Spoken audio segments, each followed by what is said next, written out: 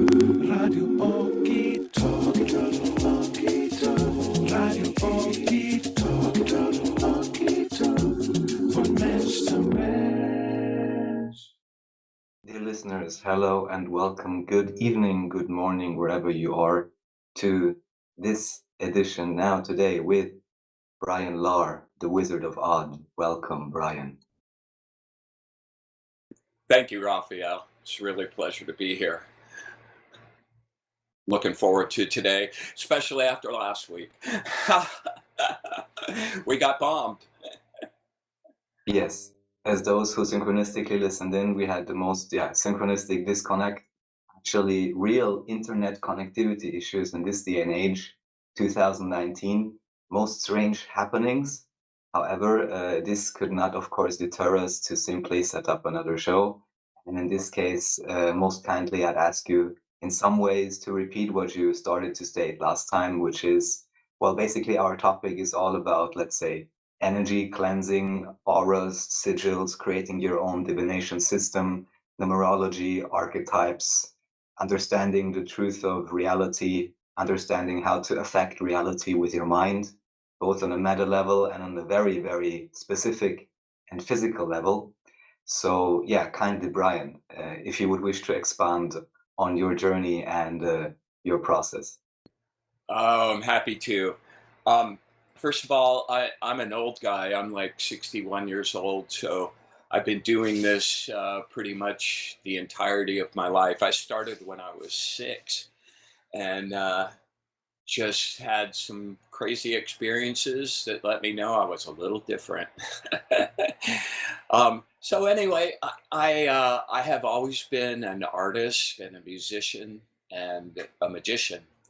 And when I was about 18, I had been playing in bands and selling my artwork, and I had a very strange thing happened to me where an object moved across the top of my desk. And it really wasn't like a wind susceptible object. It was something rather large and it moved rather far. And I just got this blast up my spine that I had just witnessed something more than what the world was. So from that time, I got into, one of my first really productive dives was into the whole world of Carlos Castaneda. I don't. Briefly, to clarify, when did this first event happen to you?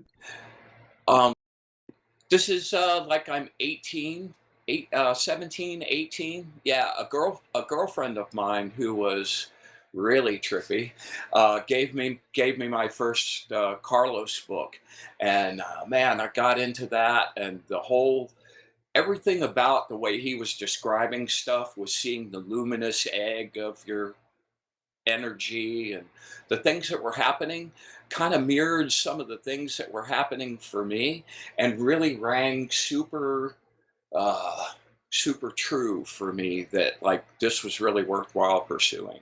So I read the whole series of the books like many times over the years, and that was one of my first ventures into really trying to start doing some telekinetic work myself.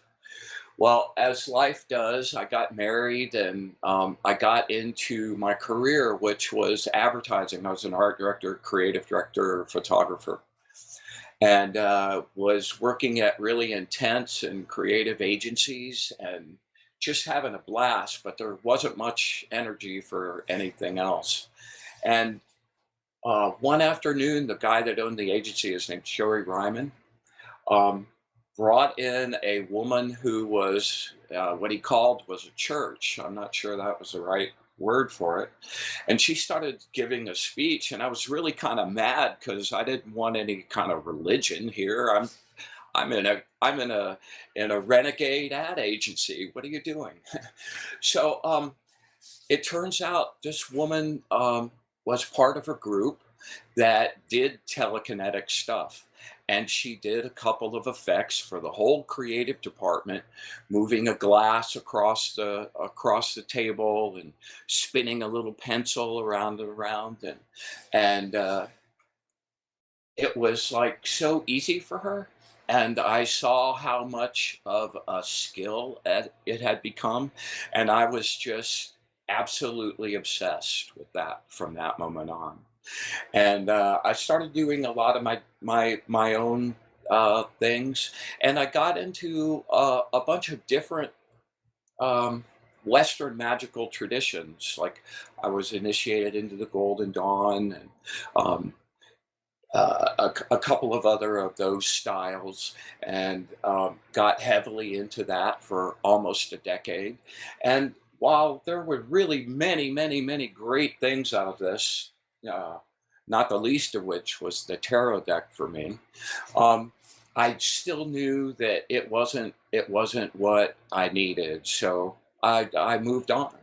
And one of the other many uh, paths I took was an African religion called Ifa, and I was an African witch doctor's apprentice, and initiated myself. And that was so completely 180 degrees different for me. And as it turns out, I really kind of needed something, a particular kind of magic I got from that discipline to uh, alleviate something that I had made many lifetimes ago, and I needed to take care of in this lifetime. So once that was completed, I realized that everything I had studied up until then had been relying on outside energies, entities, gods, deities, angels, demons, whatever it was. And and having to ask something else to help was just rang so wrong. It was like, no, that's not the way this is supposed to be. So I discovered the guy that's my current teacher now. Okay, and I'm about, let's see, I'm about 44, 45 at the time. And I discovered this guy who actually had superlative telekinetic skills. And through a friend of mine, wound up finally being able to connect with him after about 4 years of questing. And once we hooked up, we didn't have an immediate, oh, okay, I'm going to teach you. We talked and had a really nice conversation, struck up conversations after that, but nothing really took off. And during that course in time, as life does, I had a number of traumatic emotional events occur all at one time and just kind of nuclear bombed me. And I found myself reacting to that by getting very, very heavy and eating. And I blew up to almost like 400 pounds. So I got very ill and came down with diabetes too. And I was feeling so bad. My brain was shutting down. My eyes were shutting off. Everything was collapsing. And I knew I was really in trouble. So I went to my regular doctor who saw me for 5 minutes and sent me directly to the emergency room, who proceeded to inform me that I had a blood sugar level of 650, which is diabetic coma level. And he told me, dude, if you hadn't gotten here when you did, you'd be having a funeral for you instead of getting you better. So on the way into, when I pulled into the parking lot, hang on one second. When I pulled into the parking lot, all of a sudden I get this phone call, and it happens to be this guy. And he's like, "Hey, how you doing? Haven't talked to you in a while.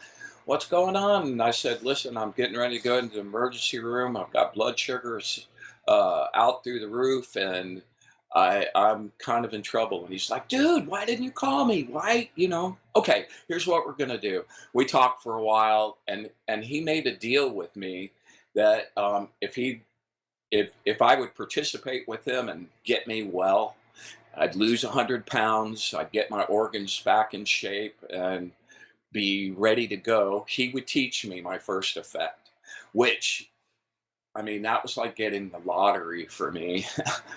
and and that's exactly what happened. I went into the hospital. I kind of let that person die altogether. I hung on to nothing, and I started pulling out the things that I liked and wanted to keep in the new version.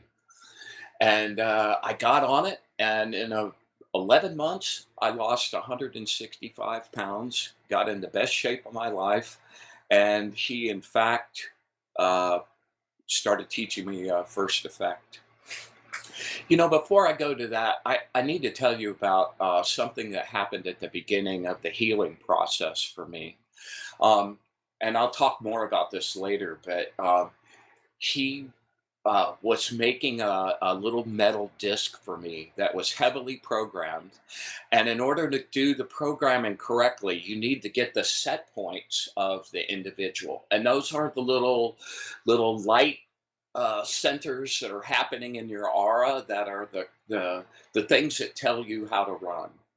So he was going to capture those and then devise the programming for it once that was really precise.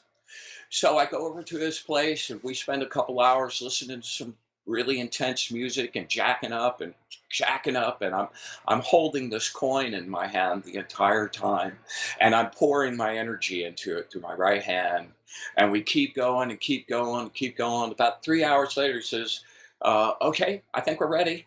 And we step up to his kitchen table, and you have to understand the whole house. This is very late at night. Whole house is dark except for one glowing red light, and you can see, but it's very, very, very dim. I was able to see in the middle of the kitchen table there was a crystal wine glass, and he goes, "Now go over there, put the coin in the wine glass, and then stand up against the wall, and no matter what, do not say a word." I went, "Okay, well, I guess I'm going to see something here." So he stands in front of the table, about 2, 3 feet away from it, tilts his head back, closes his eyes. Whoa, and I can see this kind of energies kind of happening around him. And all of a sudden, from his solar plexus, I'm noticing the room starting to light up. And I'm looking at his face, and it's like that monster lighting, that movie monster lighting, where you have the flashlight right under the person's face. And his face is lit up, and it gets brighter and brighter and brighter. At which point, I threw my hand over my mouth so I didn't make a sound. I'm going, "Oh my God, I can't believe what I'm seeing." And the whole entire room became illuminated. So I'm like, "All right, what's going on?" That was good enough for me. I thought that was the effect. That was just the charge up. So he let that die back down. He stuck out his right hand and he pointed it at the wine glass, which really quickly started to slide across the surface of the table. And I'm like, "No, no." And I'm looking for the wire and I'm looking for the trick. I'm a street smart guy. I don't, I'm from Missouri, the show me state, man. I've got to know it's like real, and I don't like to be fooled. So I'm like looking for every possibility that could be happening. He's too far away from the table. There's no connection to that at all. No magnet could be doing that. And it keeps sliding all the way across the table to the edge, and he lets it fall off and shatter on the floor, and then picks up the coin. And that was the point. And that was the pure imprint of me that he then used to program the disc that he gave me to help me. And now this is November 8th. That'll be 12 years ago, and I'm still in the best shape of my life, and I have no signs of diabetes or any of those things. And I'm eternally grateful to him to help me. So at the end, when it's time to do um,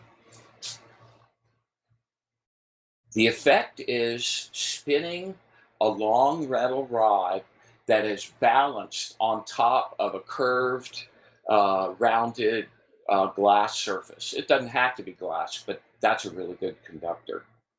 So I put together a little rig for myself. I took a lens out of an old photo enlarger that was flat on the back and had a really great curvature to it, and an old Radio Shack boombox antenna, fully extended, and you balance that on top of the glass so that it's equal and level. And then with your energy, you push on one end or the other and make it start spinning around in circles. Now, that sounds like a really silly trick, but what's happening with that is that you're taking energy, elevated energy, and channeling it down and dialing it down till it has density, and being able to focus it out of your hand and actually move a physical thing in the real world. Okay, so he gave me 3 weeks, a deadline. I'm always good with a deadline. So every night, and his mode is practice late at night. After midnight to 3 o'clock is a perfect time, because the astral sea is as calm as it's going to be. Everybody's sleeping, there's no traffic jams, there's no people fighting, or minimal. And that is, the calmest that can be. And at the beginning, when you're trying to get control over those energies, any interference at all can throw you way off. So it's like every night, midnight to 3, I'm out there like pushing on this thing. And I know I have enough energy, but it is just sitting there staring at me like I'm an idiot. And I'm going, oh my God, move, please, move. So 3 weeks, it's the night before my deadline, and I don't want to call him up the next day and tell him I failed. Not that that would have been the end of it, but, it was kind of a thing to accomplish, which I felt really capable of doing. So I'm pushing and pushing and pushing, and I jacked it up so hard. And over on the left-hand side of me, I have a really big garden outside that I work, and a bird chirps at me, which took my attention away, and the rod moved like a third of the way around. And I jumped up straight in the air, honest to God, 10 feet. And the lesson for me in that was that I needed to let it go. I kept pumping, jacking it up, but I was still connected to it. And I needed to release the thing in order for it to happen. And that started it. So I took a rig to work. I had a mobile rig with me. I took with me to anywhere I traveled to. And I was on that thing every day, just pushing it and pushing it. And the way it makes you feel when you get jacked up, when you get really, really big, you feel 10 times bigger than your regular body. And there's this feeling of invincibility, like anything is possible. And that was the core takeaway from that moment for me, that whatever my definition of my personal impossibility was, just got shattered. And it felt amazing. And then all of a sudden, if you can do that, then you build on that from the next one. If you can do that, then you build on that. Then you do that. And you keep getting more and more complex. I took it to kind of a crazy level. I kept spinning it. And during the course of a year, I got up to being able to do 1,000 spins and do 4 of them at one time. I think, Raphael, I showed you a video with me doing 3 of them once. That was pretty cool. And then that, just like everything else, that's one little tool. That's the letter A in the alphabet, and it becomes one of the tools that you build up as a whole toolbox full of stuff to be able to go through life in a abundant and happy, joy-filled way. And that is exactly what this this practice has brought to me. Um,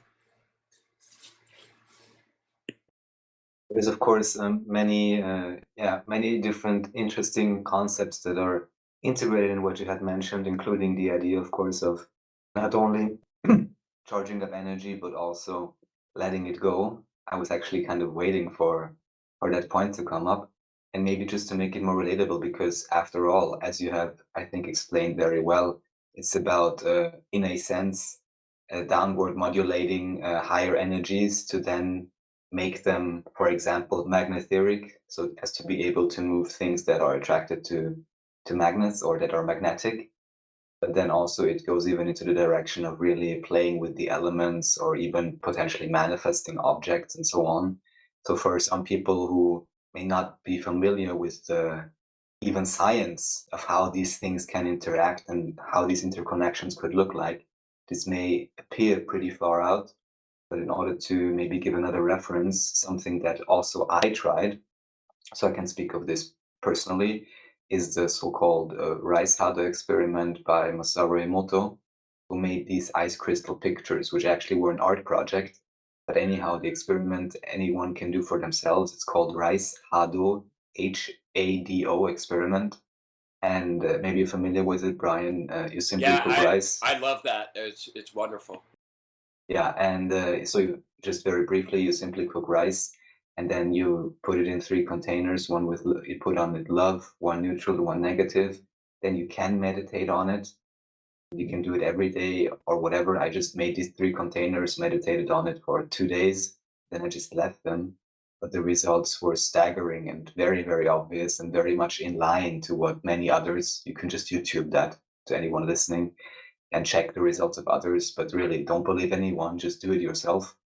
And here also you can, in a sense, That's the way to go. You know, if you hear something that interests you, don't just accept or deny it. Try it, you know? I mean, that's the way you actually know whether it works or not. precisely, and just for me personally, I mean, I was already into these things, but this was like the perfect proof for me. I was like, okay, I can obviously affect, in this case, the deterioration of the rice over a distance without touching it, without any other external influence. Actually, the only connection there is mind and thought and belief and energy. So for me, that was the, let's say, breaking point in terms of individual proof through a simple experiment. And that's something anyone can try. And I encourage everyone to try. And you can be as exact and scientific or clean and so on about this as you like. Um, I would say, even though there's also, of course, always skeptics and so on, that probably the vast majority of people that actually honestly try this and don't have the most crazy belief blocks against it actually will have similar results. You know, you just hit on the main wall to getting through this is your skeptic and programming that it's impossible. You know, it if you go into it with that mindset, there's no way that you will actually be able to accomplish it because you're in fact stopping yourself. Yeah, and that, of course, being the whole tricky thing about all of these ideas of whether it's very practical life tools or whether it's even creating physicalized effects where people would say, oh, well, this is obviously elemental magic or something. But it's always about, as you mentioned, one's individual's beliefs.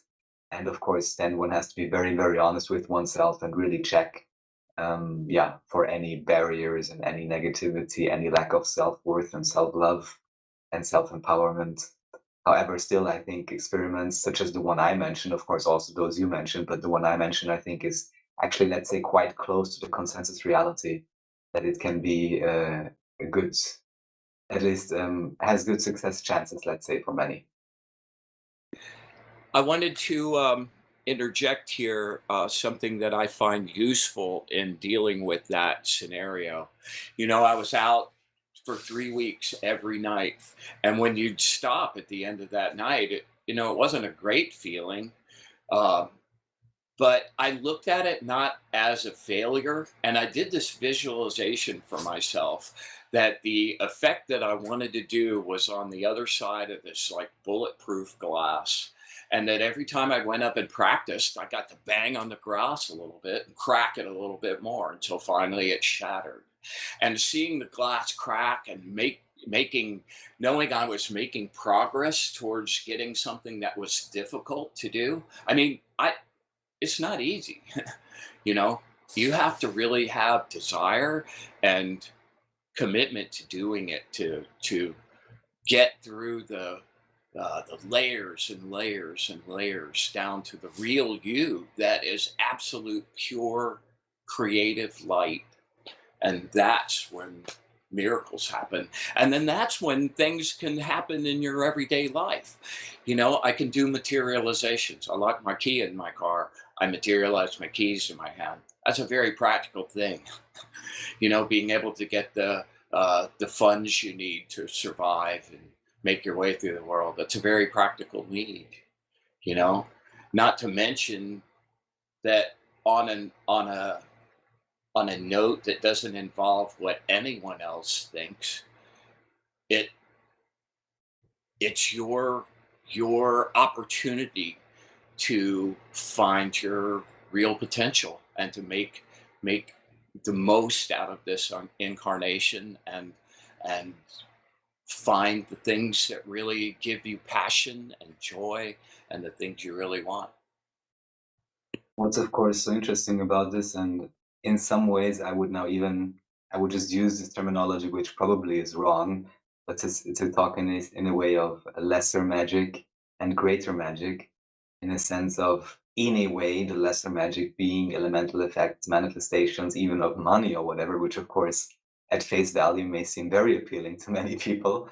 But there is also this, what I would now call greater magic, this idea of relegating control and letting go of all of these things, even though while still being focused and, let's say, action oriented and really being true to one's own excitement, but then even having this opportunity at the same time using very similar tools that you mentioned, or even the same, but then not so much focusing on specific changes or being able to manifest specific things in this very direct way, even though, of course, that's super interesting, but then actually delegate that to the higher self and just basically say, okay, I don't want to fix this altogether, but I will just allow the greater reality, so the complete reality, just to bring whatever I may need, whatever effects these may be, or whatever changes, whatever abundance, whatever experience, and just allow my higher self to manifest that for me.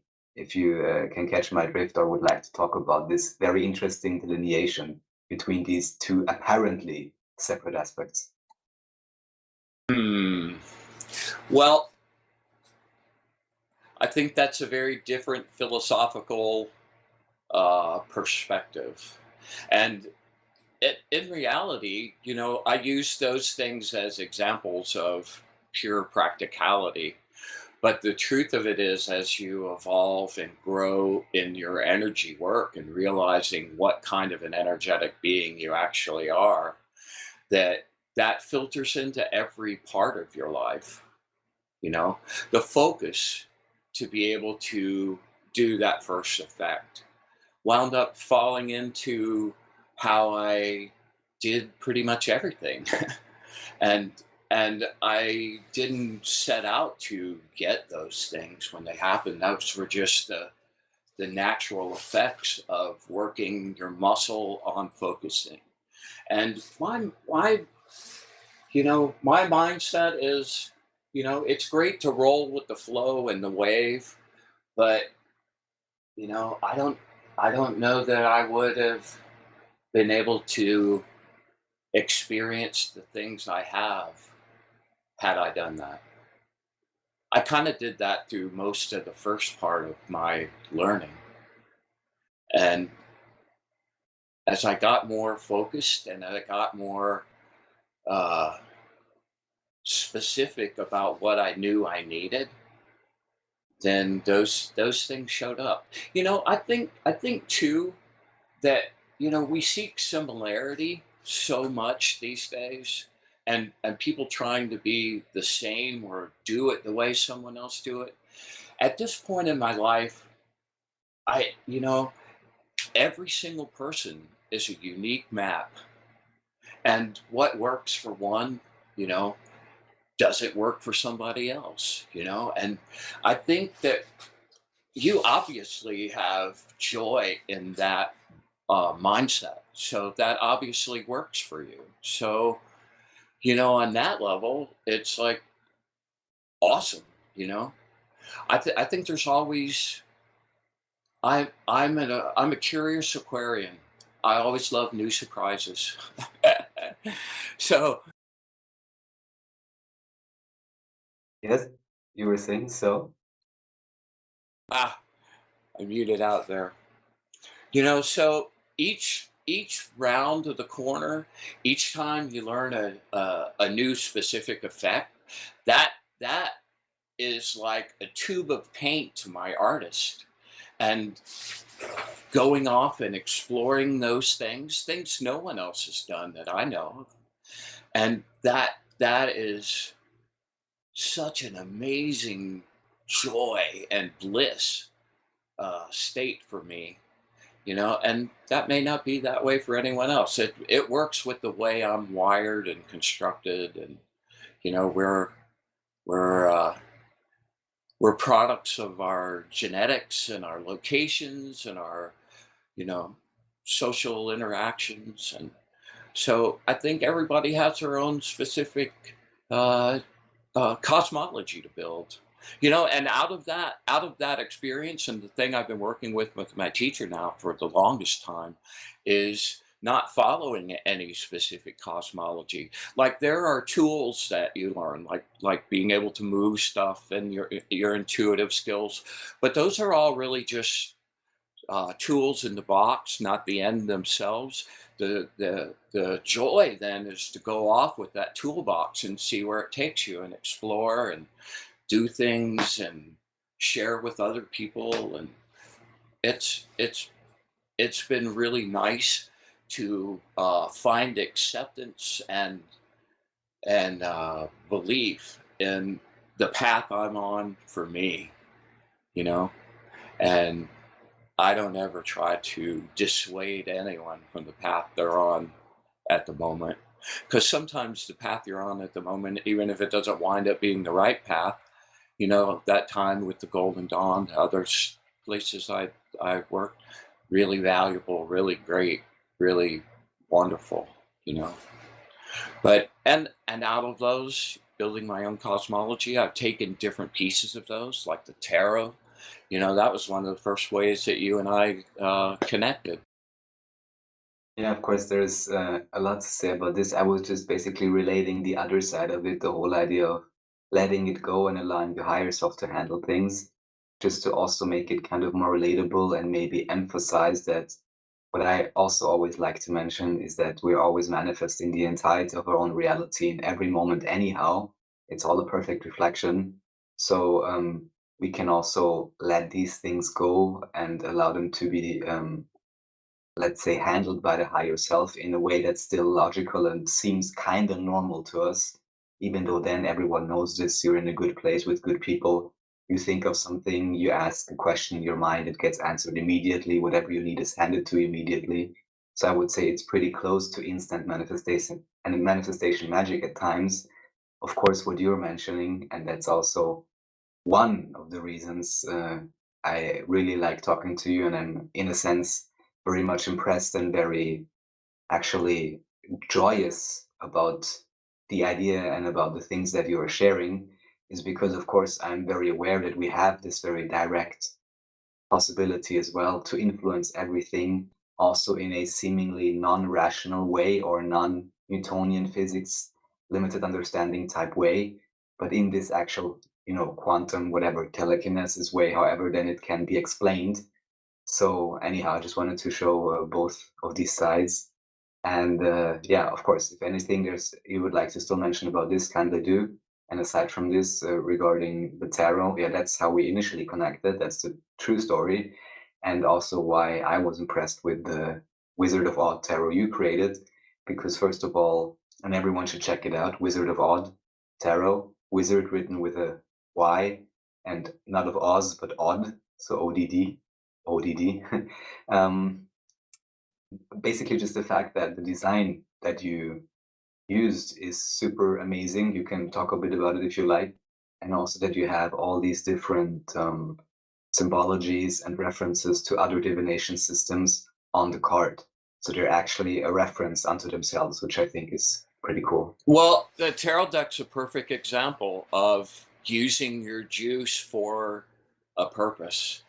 So, especially with the major arcana cards, when I went to photograph them, those were produced shooting photographs of burning incense smoke, the incense that was appropriate to that card, and then I mirrored them in half, and they wound up with just some of the most amazing imagery.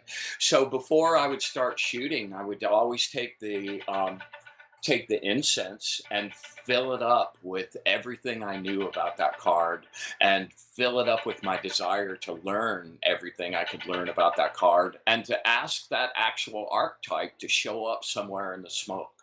And for me, that's exactly what happened. Those cards are kind of like, uh, they really are influenced.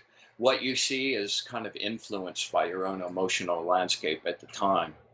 uh, they're not as straightforward as, say, the Rider Waite deck. They're much more impressionistic. But that's also the thing that it's 8 years now that I did that deck, and they just keep getting deeper, and I just keep finding more stuff. I keep them next to me all the time, and it's been a great way to use that juice to really magnify that for me.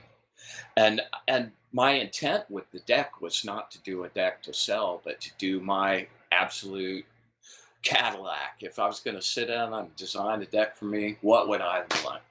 And since I had all these other divination systems, the runes and numerology and geomancy and the Odus, I was like, wow, I've never seen that before. So I connected them all in a way that you could do readings in each of those disciplines and check against each other. And it just wound up being such an amazing journey. And talk about a synchronicity. And this was not on purpose, but I started it on the winter solstice and completed it to the day on the equinox. And it just, like, wow, it's been an amazing experience. Perfect. Well, I'd say let's play some music and then we'll get back and delve deeper into, well, so many different things we could be talking about. And we are back live. This was Fele in the Twilight from the album The Dream of the Phoenix. Well, I would say also this theme, quite fitting. Humans rediscovering their true potential. And along these lines, Bryan, kindly continue. You were talking about certain, let's say, basic tools in the process of learning Yes. manifestation. Yes. So, there are 4 basic steps to this. One of them, the first step, is recognizing, accessing, and then being able to control your energy inside you with intent. The next, and I'll go into detail on all of these. The next segment of it is the intuitive part of it, and understanding your aura, your light body, its structures, of which it is very, very complex, and the way that it actually is the software that runs your body, which is your hardware. So what's happening out in there is what's going to happen inside you. So that's the second class. And, well, I'll get more into that. The third class is then talking about being able to, you go out on the street corner and you get splashed with a mud puddle by a bus. You go home and you take a shower. And most people take a shower pretty much every day, but they do nothing for their energy body. And your energy body picks up goo. And I mean, you go to the grocery store, look at all the people that you connect your energy field with and things that can come along with you. And so it's really uh, wise and makes you feel so much better to be able to go in with the knowledge of the bands of the aura from what you just learned, and to be able to clean each one of those and come out of that sparkly clean, and then at the end of that be able to reach down into the earth or wherever you want to get your source of juice up and fill your solar plexus up with just a fresh batch of creative potential. I go out, I start the day like that, and I really do feel like I could just take on anything. Um, and then the last course, or the last part of the course, is actually spinning the rod and doing an effect. And I don't know that I'll go into that in much depth in this one. On my podcast classes, I've got 10 or 12 people actually going for it now, and that is just so exciting. And to see the joy and the surprise in their face when they get it to move. Oh my God, it's moving! I know. That's really great. All right, so the first class is about accessing your energy. You can't be able to even begin to think about being able to move something or send your energy out of yourself unless you can be aware of what your energy inside you, and then being able to do things with it. So there's a couple of exercises. The first one is to try to brighten yourself up from the inside out as hard as you can. Just get super, super bright. And what I mean by that is drawing in energy and taking the energy that you have and exciting it so that it's glowing and it takes on a brighter intensity. Then what you want to do is take that energy from all parts of your body and gather it in your solar plexus, all of it. And you gather and gather and gather, and you keep compressing that ball of energy until it just can't go any further. And at that point, maybe not the first or second time you do it, but shortly, if you're really putting some juice into it, that's going to have some feeling to it. There's going to be a sensation to that. And if you have good intuitive vision, you certainly can see that energy happening. And then once you have it centered right there in your solar plexus, then the next exercise is to be able to move it anywhere in your body you want. So you move it up your spine, down your left arm, down to your left hand, and concentrate every bit of your energy in your left hand, just your left hand. It's really funny when you see people start to get this for the first time and they start to lean to the left just a little bit. I'm like, okay, I got it. And then it's to take that and be able to take that to whatever hand, to be able to move it up and down your legs, to be able to move it all over your body. The really great effect on you with that is that then you can take that energy and run that through things. You can heal yourself. That was really the main way I healed the organs from my diabetes, severe diabetes, and you run energy through those places, and it keeps your cells regenerating, and you'll stay fit and alive for a lot longer if you're using that juice. Okay. Yes, we're with you. Sounds good to me so far. Just had to take a little sip there. Hold on. Of course. Yeah. Okay. So once you're able to actually do that, and you're feeling those places, you can send it wherever you want in your body. Okay, you've completed that step of it. Okay, then the next step is to be able to be aware and actually see your own aura and auras on other people. And the reason for that is that a lot of people hear that concept and they see, little aura drawings of eggs around people, and it's really not like that. Your aura is broken up into many chunks of 6 bands going out, radiating out from you. And the first 6 bands are the bands that we live in this incarnation. And the first 4 bands really relate to the elements. The first band is the really white. It has colors in it, but when you just look at it at first before you do the zoom in, it's just that white 1.5 to 2 inch glow around the outside of your body. And that is your interface between the upper bands and your actual physical body. The second band is the band that's usually the brightest because that's your emotional band. And that's where people are pouring the most energy most of the time. And that's also where you're reacting to outside stimulus in ways all the time. So, whatever the predominant color is of that particular band, that's kind of like when I say, oh man, he's orange. It's because that particular band of his aura is really, really super bright. Okay, then your third band is your mental acuity and planning, making details, and it's very factual. It's not about feelings; it's about information and facts and disposing proper plans. And then the fourth band is your energy interface from the outer bands into that band. And even when you're drawing energy in, say from the earth, or you're using the weather, you're drawing that energy in, and it's interfacing through the fourth band and then going into you. In all those bands are little concentrated points that kind of glow, and my teacher refers to those as set points.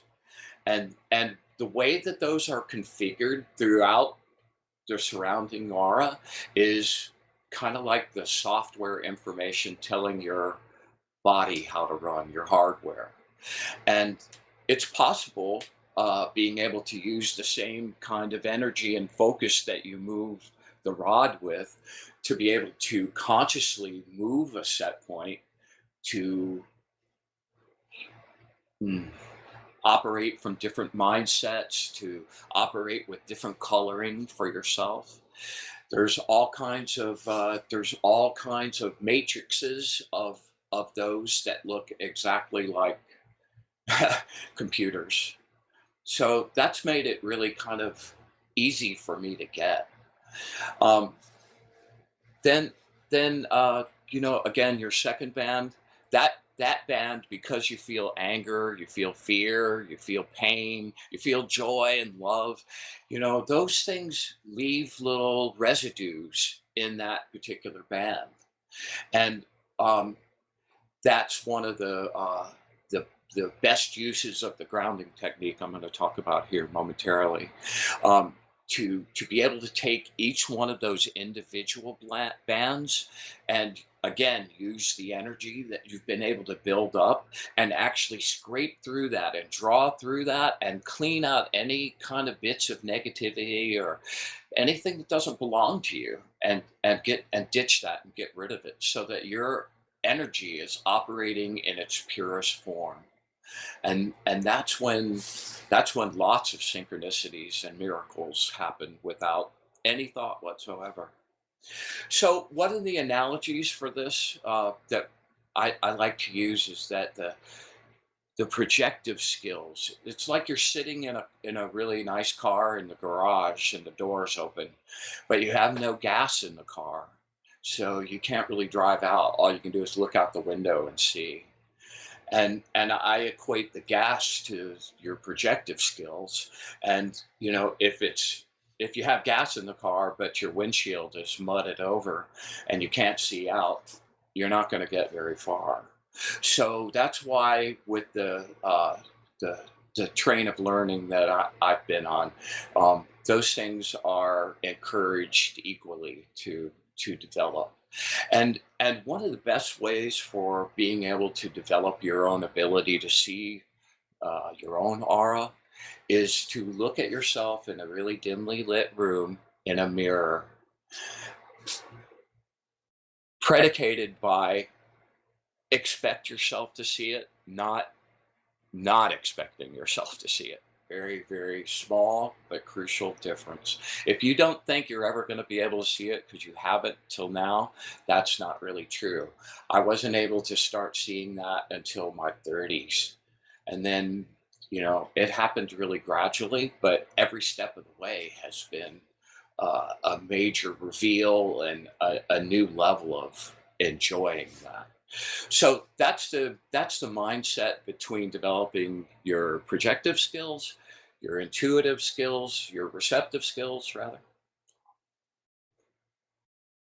And then last, once you've got yourself all nice, sparkly, and clean, you want to keep your environment in the same way and free of any kind of external influences that you don't want to have.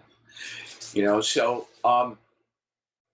first thing to do is to take your energy and brighten up the first band, and then ground that energy. And I actually say it out loud. I'm grounding my first band. I'm grounding my earth energy.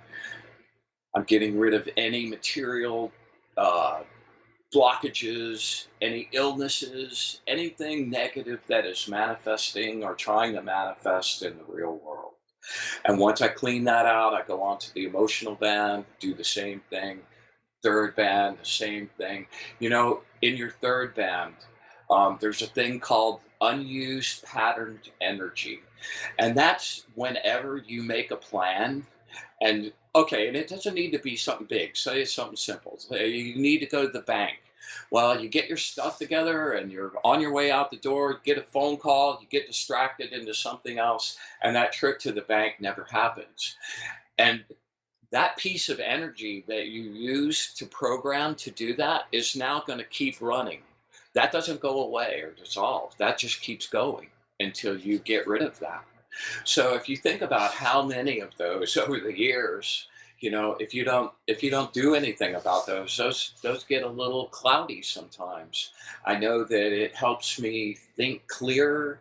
It's improved my memory, and lots of really, really, really good uses for that.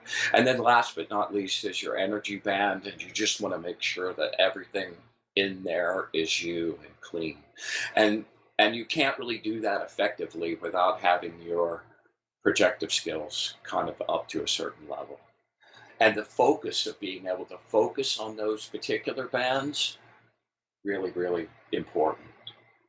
Okay, so you've cleaned yourself, you move to your environment. You take that same energy and, well, I'm sorry, I left off the most critical part. After you've scraped all the negative energy off, you now have all this room for really good energy. So that's where you do the charge up. And this is my favorite part.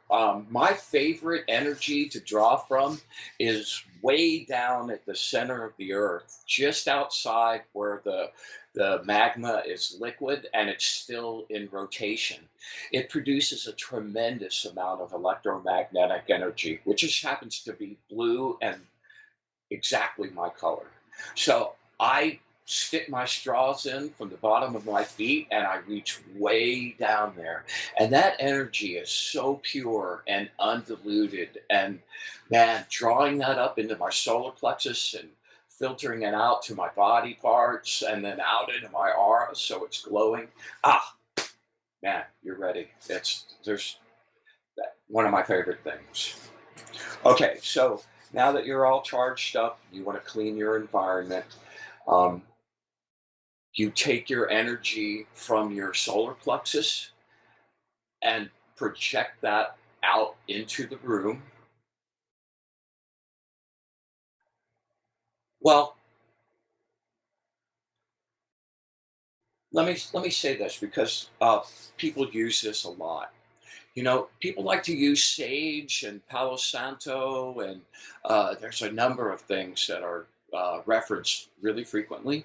And it's my mindset that, like sage, the smoke to sage is kind of naturally disposed to making things go away, negativity go away.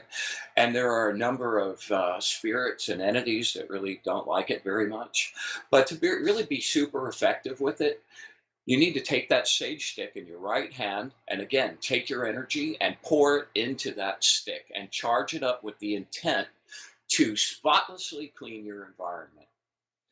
And then when you go around the house with it, now it's got some power behind it, and it's not just relying on the smoke itself. And it also comes with your intent for it to remove everything that's negative. So again, that's another way to use your protective skills.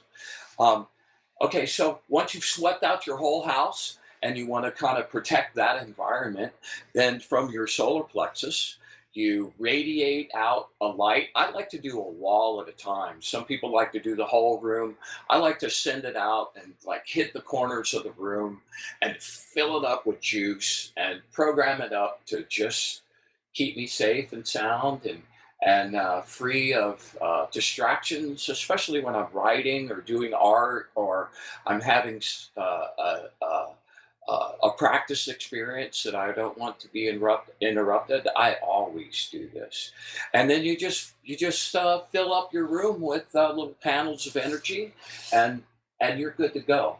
And that's a really good way to sleep. That's a really good way to work when you have to really concentrate.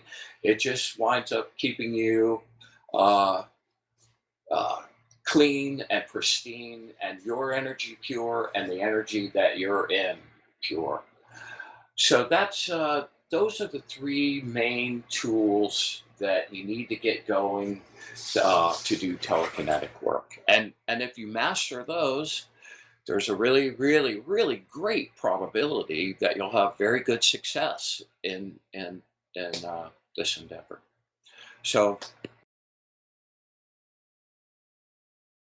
I'd say the way you describe it, almost say sounds simple enough. Where to subscribe? the process is in fact simple. The finding your own light and finding your desire for that, not quite as easy. But the thing about it is, you just can't accept, oh, I tried once and it doesn't work. You know, you just I knew there was something for me, and I just couldn't. I kept getting distracted in the other areas, but I always wound up coming back to this, and it's really changed my life in so many profound and unexpected ways. I can't even begin to tell you. And the outlook I have for the rest of my life for infinite possibilities of exploration. Wow, an artist and an Aquarian. What better outlook? Yes, well, and ultimately, again, I mean, we're essentially talking about the real world practical version of throwing fireballs in a sense. What I just mean by that is Exactly. that much of this knowledge or information, of course, has been subsumed into a popular culture, into superheroes, into mythology. But the point being that these are actual features and abilities we all actually naturally have access to. That's also why there are all these stories about It's them. it's the actual essence of what we really are. It's not like something outside of us we're going to go get in. It's something that's been asleep for a long time that we're waking up. It's the core of who we are. And dude, when you get your intuitive abilities to be to a degree where you can travel to, you can change the frequency on the radio dial and be somewhere else, and you get to explore all those places. Raphael, man, I've just seen some of the most amazing things I never even imagined. And that's kind of a really great uh, product out of all of this.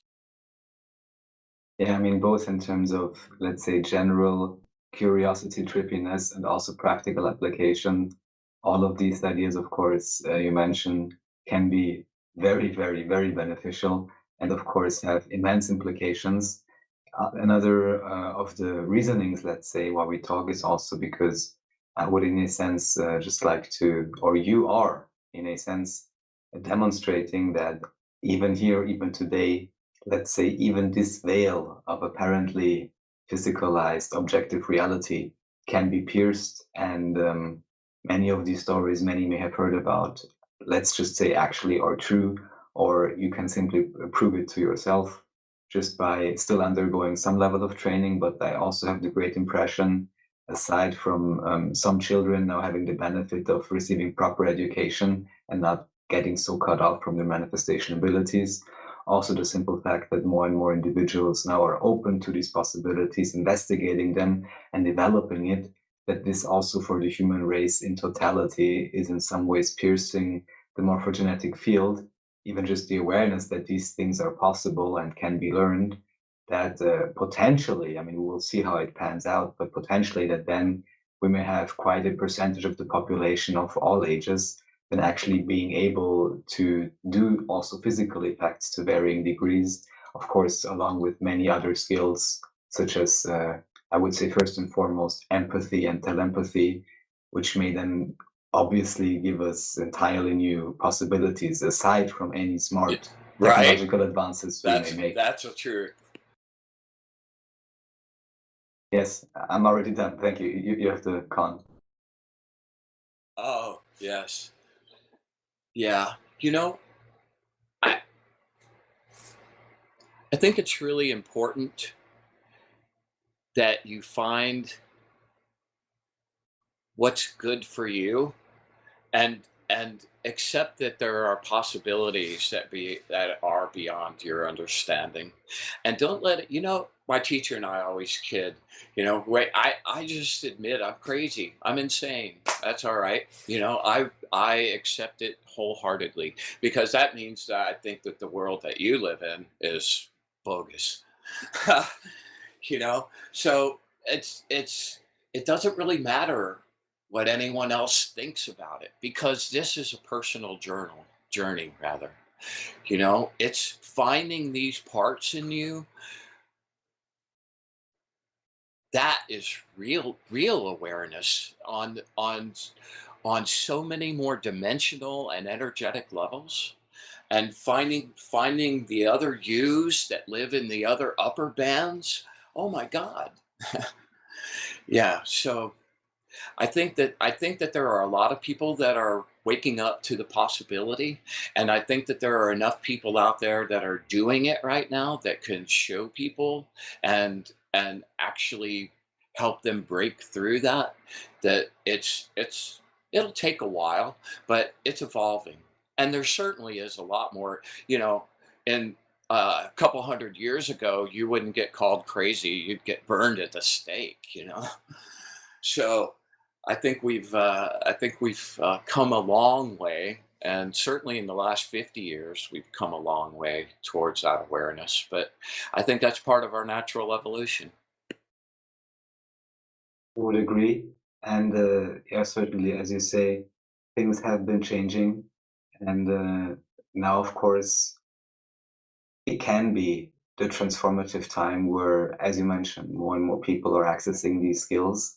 And we may have, again, quite an interesting confluence of both tech development, along with all the interesting ideas this may bring, but also at the same time, consciousness development, or also, even more interestingly, the perspective that much of the, let's say, actual advanced technology, including the proper idea of artificial intelligence, which would just be an interface to our own higher selves, actually can only be created if we ourselves already understand that we contain all power and therefore all technology within ourselves. So yeah, that's certainly opening up a whole different level of understanding. And the other thing that comes to mind, of course, going with the theme of, let's say, transformation and the relearning of self-love, which we are playing out in this incarnation, apparently, Also, then would be the idea not anymore. I'm even thinking of the financial system now for some reason. Put trust or receive trust and credit, credence, belief from any very strange outside, apparently authority sources. But again, give credit to yourself, believe in yourself and each other, even with these things, in terms of just understanding that we live in a whatever infinite parallel reality universe, quantum universe, spiritual world, however you want to put it. So everyone can understand generally everything is possible. The question is what is probable and what do we really want?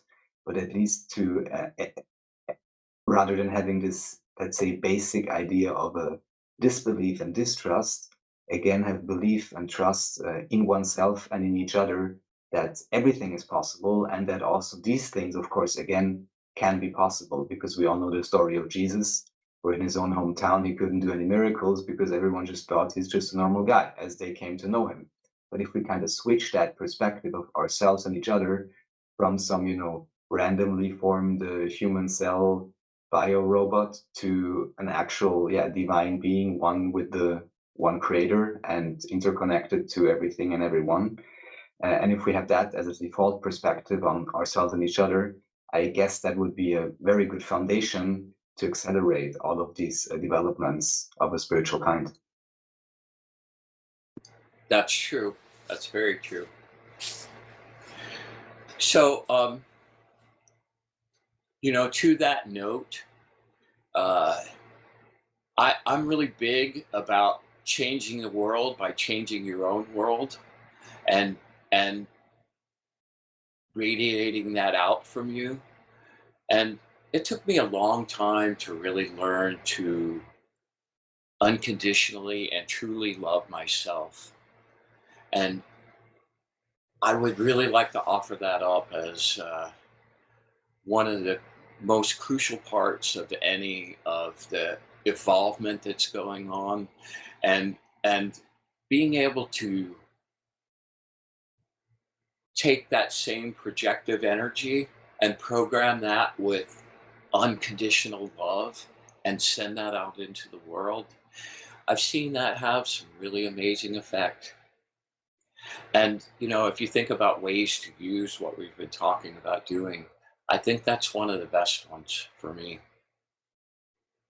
I would, of course, totally agree. And this is always what, in my understanding, also of channeling and of all kinds of information and higher self communication that always comes through, is again and again this idea that, of course, the true unconditionality of love is the very foundation of all existence itself and all creation, and is our own, actually, default and most basic, most primal energy.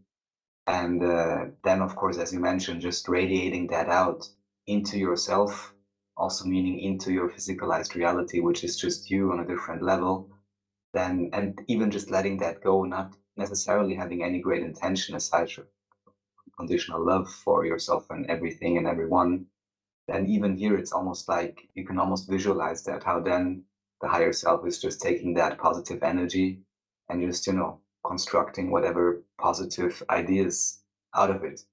I think sometimes it really helps as well if one can visualize these ideas to some extent. At least for me, I noticed, if I, let's say, actually am aware that quite oftentimes I see these things in images. So I get like schematics and so on. And I would also like your impression about this. Most people may remember as children having a very vivid imagination. And then at some point, this becoming less, I assume, due to the generalized brainwave states that we are entrained into according to our own development, but that actually, of course, with many different practices, mostly, of course, acting on your own excitement and loving yourself, you can actually, again, re-access these other uh, brainwave frequency bandwidths, and then realize you actually have a great capacity of imagination and can allow yourself to become aware of this again. What do you say about that? Well, my personal experience was I had an amazing mother who watered me as an artist from the moment I was born. And so I maybe haven't had my imagination has always been my best friend. and my ability to see things in my mind and then draw those or make those, that's always been like the benchmark of any pretty much my entire life. And being able to see those things with clarity and intensity, yeah, I think opening up to that, I think across the board, create, that's one thing. It's like art, music, magic, it's all the same thing. It's all reaching into that flow of energy and bringing something back down. And they all radiate from one another. Like I do sigils with music now. The things I usually draw are explorations into something I'm learning. I'm such a picture boy, it's like if I can congeal it enough to see it in my mind and make a graphic representation of it, I seem to learn things faster and get there quicker. Um, but yes. Of course, and also that's why I've kind of suggested to be winding down now, because just I noticed that all the topics we could get into, we could talk for hours and hours. However, there is at least one thing I'd like to bring up, Okay. aside, which is the whole question, let's say, of alignment. In some ways, we already spoke about it. I would say anyone being able to listen, either with mind or heart, and especially with both, can already tell the alignment and direction whatever you're proposing is going into, which is unconditional love. However, still, of course, for many individuals, these whole ideas of, let's say, effects or any type of apparently physical world or real world manipulation may, raise some red flags or whatever, or then, mentioning the golden dawn and so on and so forth. There's many different projections. We don't even have to get into all of those different perspectives. I would just be curious about your general idea and, let's say, reasoning or understanding or your approach regarding whatever may be called positive or negative, whether that's in a judgment based sense or just in a mechanistic consciousness energy type sense. Whatever you'd like to mention about that. You know,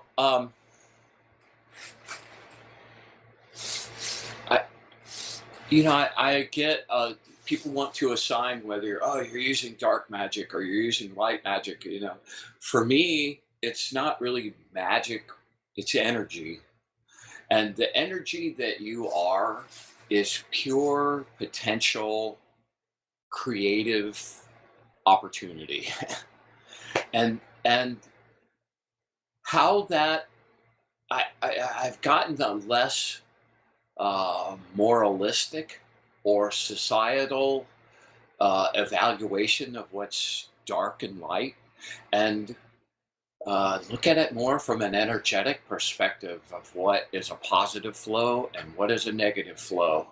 And not to mention the absolute, you know, people, people break, you can break the universe down very simply into two words: cause, effect.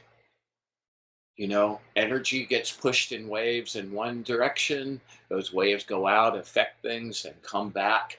And that's just the way the universe works. So if you keep I have a very strict moral code of my own, um, that I really never violate, and that keeps me in a good flow, and that keeps the synchronistic things of the world and life coming to me in a really positive, cool way. You know, if you're getting attacked by someone and your physical being is in danger, and you use your magic to stop that, I don't consider that a negative, evil thing. Although many people would house that in black magic, but that's not my perspective on it. My perspective on it is using the things that you have and being really like elevated in how you use them. Like, I'm talking about these things in very simple terms, but to me, finding what I have is really sacred. Probably the only really sacred thing in my whole life. And it it's not like something I do that's outside of the regular person that lives in the world. It's how I function in the world now. And I don't hurt people. I help. As a matter of fact, I just helped a friend get better. Uh, I was going to talk about that earlier. One of the ways to use your healing or your energy is to heal people.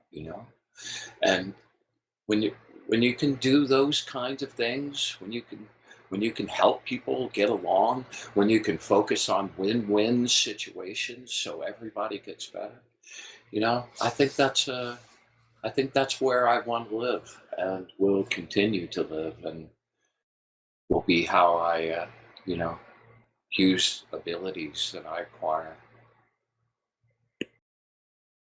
Maybe just to segue a little bit into the whole tarot topic, aside from, of course, what you mentioned that you created your own deck, one idea which I picked up somewhere, sometime, because I'm so far, of course, I do channelings, and basically, if anyone is asking me, I talk about these things all day, all the time, or whenever I'm asked at the very least. And I'm always kind of even wary of even suggesting, like, oh, now you have to go the path of unconditional love. From my perspective, all is one. So you can even become a Sith Lord, using these techniques. And, I'm always joking then and like graduate from this density. So then you become a demon lord or something. But what's so interesting to me is that, for example, in Law of One, in the raw material, they kind of describe that just from sixth density or late fifth density, you basically can't be negative anymore because the spiritual entropy is kind of, your bottom of energy is kind of falling out because you're negatively polarized. So you cannot even accumulate more energy to reach the next density. So there's a natural, let's say, limiting factor on whatever negative, mechanistically negative energies there may be. But then the other interesting idea I find, because for me it's like, as you say, the world is a mirror. So if you act negatively, you may be more susceptible to negative things or attacks or whatever happening to you. Absolutely, absolutely. So it's kind of like, anyhow, everyone gets, in a sense, what they deserve. And in a sense, though it seems so multiplayer, they're kind of locked into their own frequency channel, energetic output anyhow. So, and if you don't resonate on that potentially negative level, then it can't touch you anyways. But just my question regarding the tarot is that I noticed or picked up this idea that some of the figures in, I guess, Rider-Waite or even Thoth are looking a certain way in terms of their faces. And that this may actually suggest that the so-called right-hand path, which would just be the idea in general of unconditional love and inclusion, and not dominating others or putting yourself above them or putting them down, but integrating all of those as aspects of yourself. That this, even in the tarot, is kind of the suggestion that this path is somewhat more protected. This may even also come from the raw material. I'd just be curious to know what you think about this idea. That there's a natural protection and when you study so that things don't get you. Is that kind of what you were? In a sense, yes, but that in particular, the so-called right-hand path, in terms of which way these figurines are looking, in a sense, which way they're facing, that this may be a somewhat more protected path than attempting anything of, dominating your reality or whatever. Well, I think that people. I have a different view on the tarot than most people I know, and my view of this, as in all divinatory systems, is that you're not really looking for information from outside entities or outside things outside you. We talked about the bands earlier. Um, there's another you that lives in the next six bands and is functioning in a lot right alongside you. And as you grow, he grows, and vice versa. And he's accessible, although he's vibrating at such a a high frequency, that it takes a lot of energy to get up to be that bright.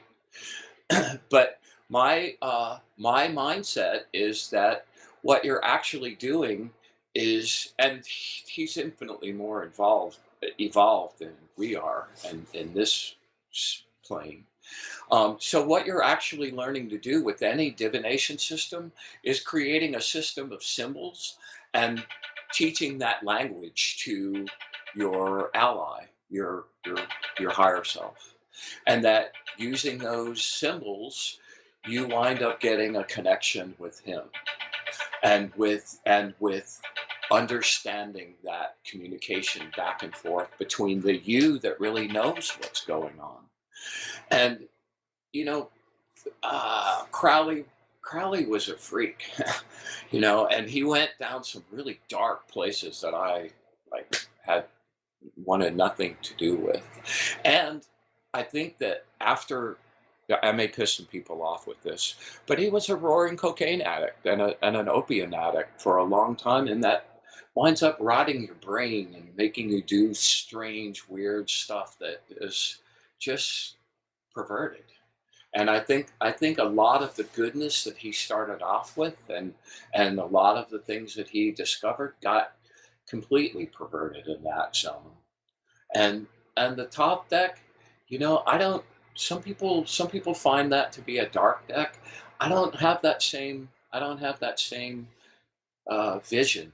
There are dark cards, but I mean the whole gig is that you're asking, for information about existence and what's going on in the immediate astral environment. It's not all rosy. It's not all the Ace of Cups or the Ten of Pentacles. You've got the Tower in there. You got the Ten of Swords. Ow. But that's about getting information, and I don't really attach morality to that. You know, that's like just pure info to me. And then how you interpret that and what you do with that, I guess that's where morality comes into. Like, like I have this real thing. I have a friend who does readings, and he won't tell somebody something bad if that's what he sees. And my mindset is, if somebody's genuinely asking you for help and for information, then you owe them the truth as you see it, and the wonderful thing about the tarot deck is that people look at that as a sentence sometimes, like, oh no, this is what's going to happen. But I look at it as like the weather forecast.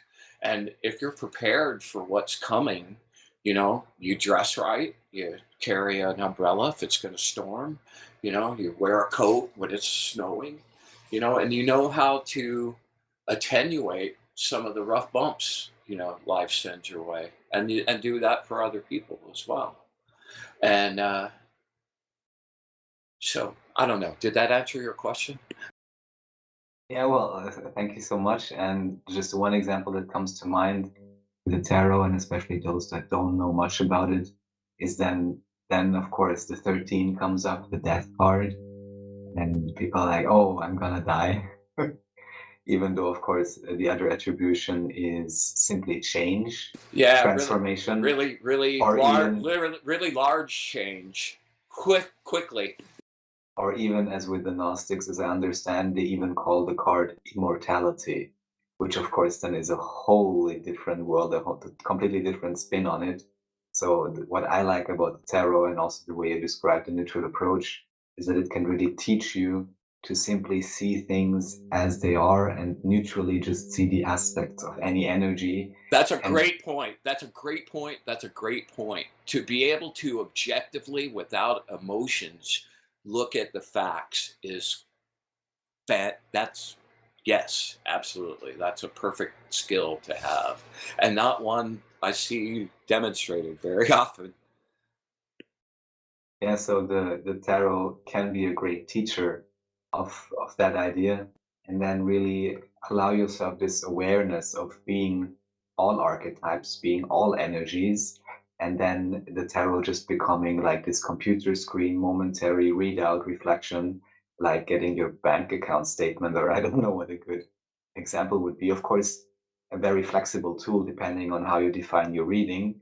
Then, depending on how much trust you put into your own consciousness, you can technically do pretty much anything with tarot, I would say. I use it, Absolutely, absolutely. I totally yeah. agree. So I use it quite sparingly or only for specific ideas.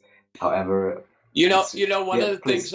things I wanted to bring up was, the first 22 cards in the tarot deck are called the major arcana cards, and those cards deal with universal issues, and then the rest of the cards, minor arcana cards, deal kind of with daily, day-to-day stuff. But those 22 cards are not just random cards. The first card is the Fool, which represents you starting off on a new journey, naive, not knowing exactly where he's going to go, but just happy to be going off on this amazing adventure. And then each one of the successive cards, the magician, the fool meets a magician, and he gets his magical abilities, and then he goes and meets the priestess, and he learns about intuition and the veil and piercing the veil and getting the secrets, and then he meets the empress, and he learns about love and pleasure and prosperity, and so each one of those, that 22 card, ending up at the universe, which is, now that you've learned all your lessons, now you're ready to go out and go again, and it's like all the marbles, so that whole process is a little path of self-initiation and self-awareness that I've done many, many, many, many times.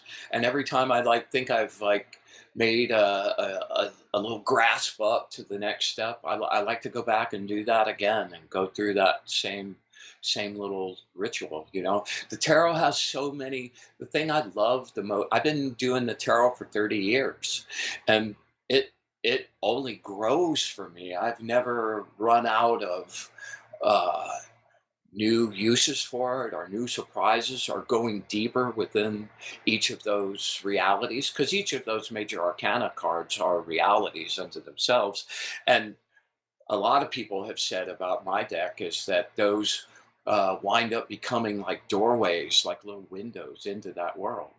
And that was my hope when I made them. So that's a really it's a really crazy system that will be with you and help you at no matter where, what level of evolution you're on at the moment. I would say what I would just like to briefly emphasize is that, just as you mentioned, it's about creating an interface. So kind of like you telling yourself, all right, this is a method I wish to use, and your higher self then just arranges itself through tarot or numerology to actually deliver information in these ways. Well, you So have to use it enough that you actually get you teach each other the language. And once that happens, then your readings become like over the top, like good. yes, makes perfect sense. Well, I would say, do you have any, for this, let's say, very first round, any closing statements or anything else that you would like to bring up? Well, I just like to, first of all, thank you for letting me share the things that have made my life rich. And I really hope that out there's a person or two that latches on and they find that same richness themselves. And I would just love to wish everybody love and growth and a lot of joy. And that'll pretty much do it for me. All right, and I would like to thank you so much at this point, Bryan. I sincerely wish we'll do more shows. I would love And to do that. then I'll just play one last track by Bonobo Cyrus, and we'll be off. And thanks to you once again. Thanks to all the listeners. And yeah, magic exists. It really does. Radio OKiTALK, Radio OKiTALk, von Mensch zu Mensch.